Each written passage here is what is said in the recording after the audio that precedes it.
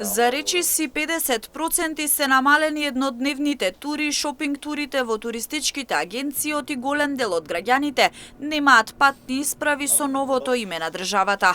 Уште не целосно опоравени од корона пандемијата, туристичките агенции велат добиваат нов удар. Граѓаните се во дилема дали да закажат одмор за летната сезона. Се откажуваат еднодневни патувања. Шопинг центрите за каде се полнеле по неколку автобуси, сега се полни едва еден.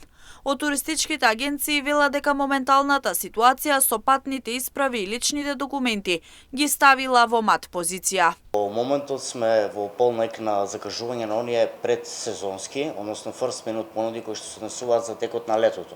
Но секако се тука и актуелните аранжмани кои што ги имаме, ама се соочуваме со голем проблем поради недостаток или неможност луѓето да се ги извадат своите лични документи, своите пасоши, своите лични карти. Иако, како и сите други туристички агенции, значи не бевме известени за овој проблем и за оваа ситуација, граѓаните се уште се соочуваат и се уште речиси половина од населението воопшто немаат извадено документи со новото уставно име.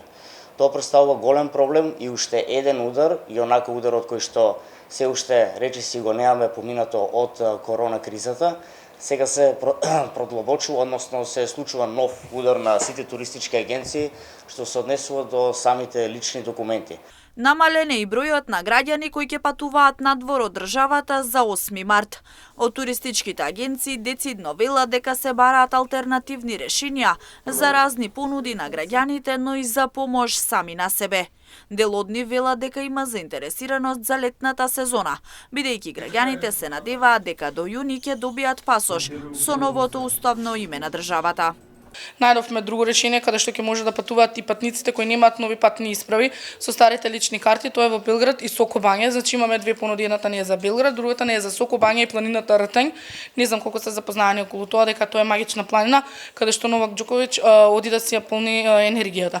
Осем тие аранжмани ние имаме и за Кавала, со тоа што нели таму се патува со нов пасош со Република Северна Македонија. Но сепак има заинтересираност за сите тие наши понуди. Се надевам дека нема да биде како претходната година со корона, но нели сепак никогаш не се знае ништо. До летото има доста време, има уште месеци, за оние што одат во мај има време да се извадат новите патни исправи, а сепак за оние што одат во септември воопшто не плаши фактот дека ќе добиеме нови пасоши, нови лични карти за да може да патуваат слободно. Дел од граѓаните кои веќе имаат пасош или пак се во процедура на добивање, уплаќаат одмор за летната сезона. Во дел од туристичките агенции се плаќа 30%, а целосната исплата е до самиот одмор. И годинава најголем интерес има за Грција, Турција, Црна Гора и Албанија.